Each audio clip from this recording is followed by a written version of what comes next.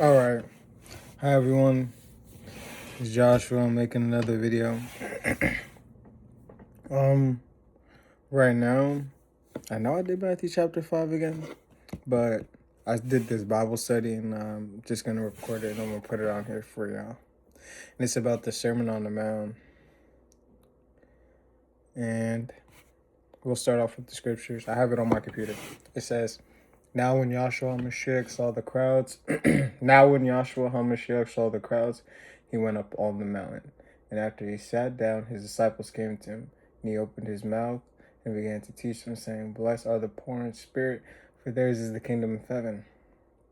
Blessed are those who mourn, for they shall be comforted. Blessed are the meek, for they shall inherit the earth. Blessed are those who hunger and thirst for righteousness, for they shall be satisfied. Blessed are the merciful, for they shall be shown mercy. Blessed are the pure in heart, for they shall see the Most High, Yahweh Jehovah Adonai. Blessed are the peacemakers, for they shall be called sons of the Most High, Yahweh Jehovah Adonai. Blessed are those who've been persecuted for the sake of righteousness, for theirs is the kingdom of heaven. Blessed are you when people revile you and persecute you, saying all kinds of evil against you falsely on account of me. Rejoice and be glad, for your reward in heaven is great. For in the same way they persecuted the prophets who were before you. And these are the notes that I wrote. This is the beginning of the Sermon on the Mount. After the healings and the miracles that had been done by Yahshua HaMashiach started coming to be known, and rumors about him were spreading, and a huge crowd gathered around him to hear his teachings. These teachings have transcended time, and even non-believers try to live by these teachings to this day because the soundness, the peace, and the positive real-world applications to these teachings being shoot forth through them. I want to stop right there. So, I don't think people realize. I know, like, we understand that technology, like phones and stuff, just came out this year, but Yeshua HaMashiach was doing miracles, and by word of mouth, people followed him to hear the teachings of the Lord to a random mountain in the middle of basically like near Egypt in the desert and all that, just to hear him teach on a mountain about Yahweh.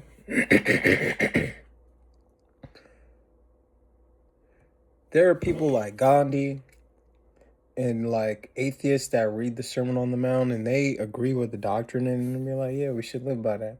But you gotta imagine a bunch of people followed a man who they did not know, most of them personally, or maybe some of them, a friend of a friend of a friend told them that he did something miraculous, and they followed him to a mountain to hear these teachings. They followed him all the way. Some of them probably walked a couple towns over, 5, 6, 7, 8 miles, some of them, just to hear him teach. You understand that? Off the word of mouth. Just off the, he really did that. So they went to go see. Can you imagine that? And then I wrote, Yeshua HaMashiach begins by saying that they were blessed for many things people by any standard throughout times would say is negative, saying that you are spiritually poor and knowing it is a blessing because you realize you need to be spiritually fed and given drink. Next, calling the meek and those who mourn, those who are hungry and thirsty for righteousness, calling them blessed. Yeshua HaMashiach promises that they will be comforted and fed and inherit the earth. These blessings are targeted toward people who understand they need help and they're missing something they lack. The ability to have so much so that the ability to know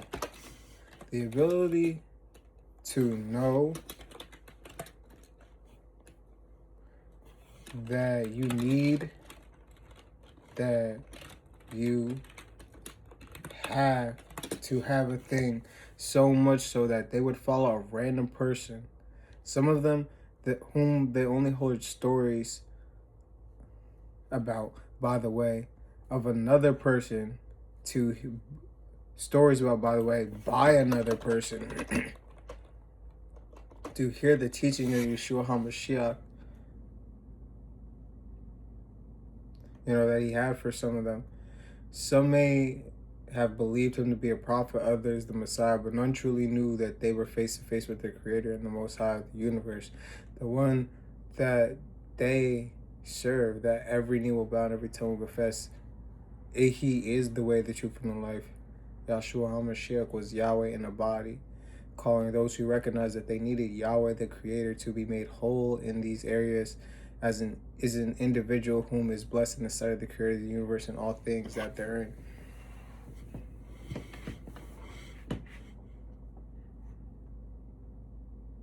You want to think about that? You know how insane it is to, by faith, go to a mountain to hear a man preach?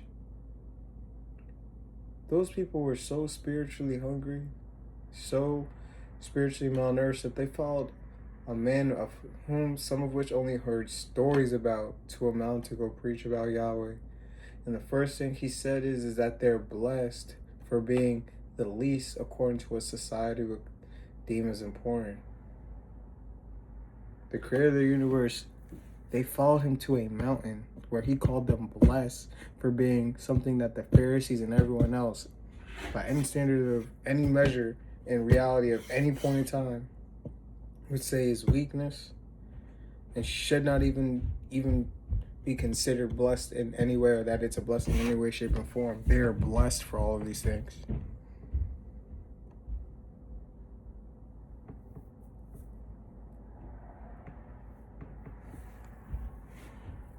You are the salt of the earth, but the salt shall lose its flavor. How shall it be made salty again?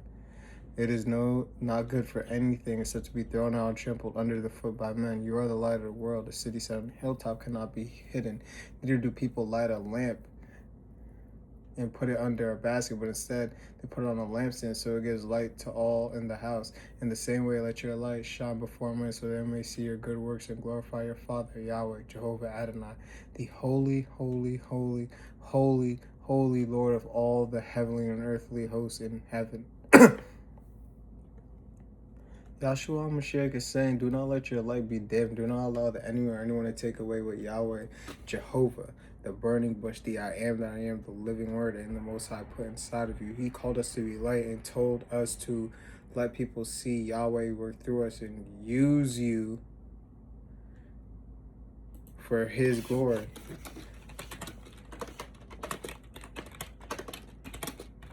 I'm sorry. Yeah, but do not be afraid to do what he called you to do. You are light. When you are doing things to be seen by men, that is false righteousness. You have decided in your heart, when you have decided in your heart to submit to Yahweh and accept his grace, otherwise you will face his wrath. Then when your heart is submitted and you understand the depth of your sin, that will cause you to pour forth fruit, which are actions done by the heart being changed and coming to the acceptance about who Yahweh, Jehovah, and Yahshua HaMashiach truly are. Do not let your good deeds be hidden because they are from Yahweh, because they are the seed that Yahweh, Jehovah, and Yahshua HaMashiach planted in your garden. When you do these good deeds, they all point back to Yahweh, Jehovah, and Yahshua HaMashiach, and have the opportunity to cause someone else to bear fruit through Yahweh, Jehovah / Yahshua HaMashiach's character coming out through you. So that is to say,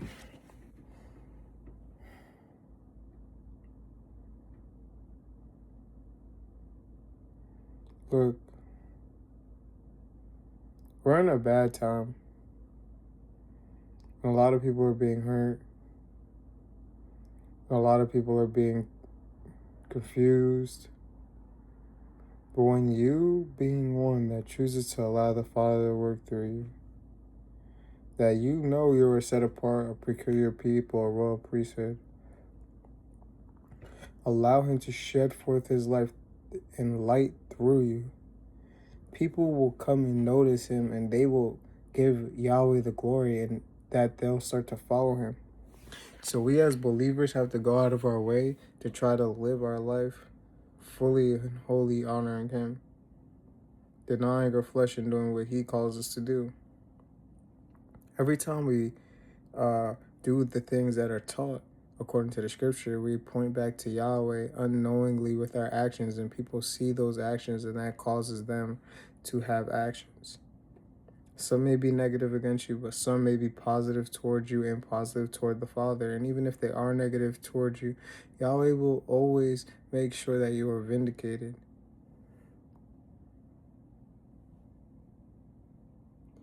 All this to say that the Father really has an amazing plan for you. Plans to prosper you, not to harm you, and to give you a hope and an expected end. We just need to allow him to work through us, understand our spiritual poorness, and then allow that to cause us to seek after his grace, which is given to us by his only begotten Son. And once we accept that, we're able to look like him and bring other people into the kingdom, which shews forth more light in the world, and we preserve the earth. We are the preservation of the earth. Let's keep back decay. Every time I go on the news or social media, I just see this foolishness, and there's wars and rumors of wars and all this stuff. How about we just focus on him? I promise you, even if things become terrible, relying on him and trusting on him is the best thing we could do. And even if you don't escape whatever thing that comes for you, and I pray that the Father leads us all by the Spirit and truth, that we only abide by the word and do all that it is that he called us to do. That doesn't matter anything except that we follow him and love him with the fullness of our heart, our mind, and our soul. When you allow him to change your heart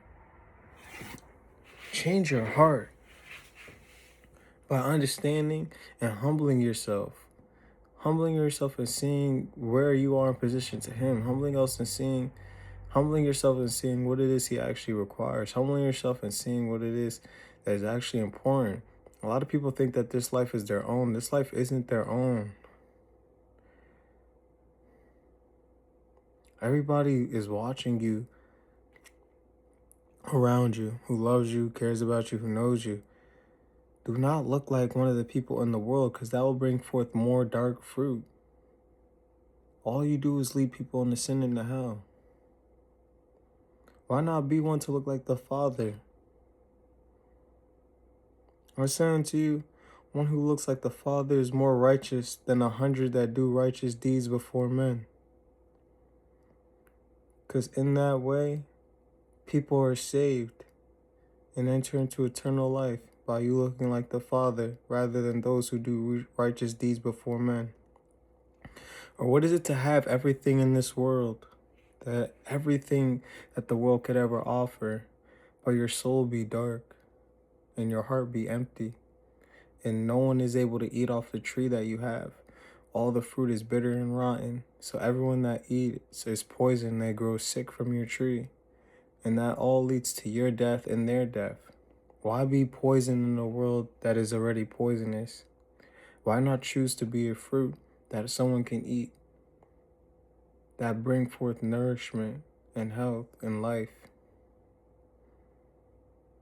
Live your life giving it up to Yahweh and Jehovah, and watch him change everything.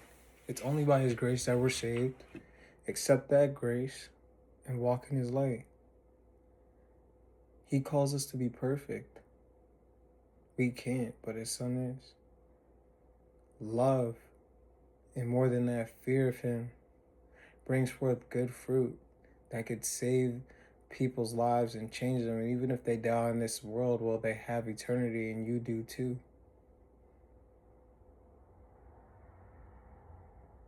I love you, and I pray that all of you go to seek the Father to get the seed that he has from you, so that you may bear good fruit. Yahweh loves you, Yeshua Mashiach loves you. Most High bless y'all. Be safe.